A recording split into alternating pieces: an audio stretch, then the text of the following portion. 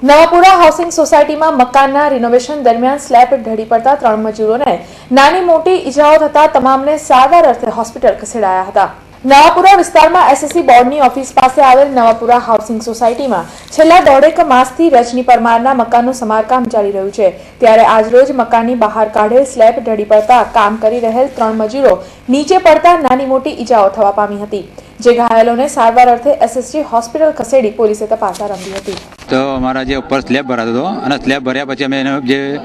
પાલક હતી એ જરા નમી પડી હતી અને એના હિસાબે 3 મજૂરોને ઈજા થઈ છે, જે લોકોને અમે તાત્કાલિક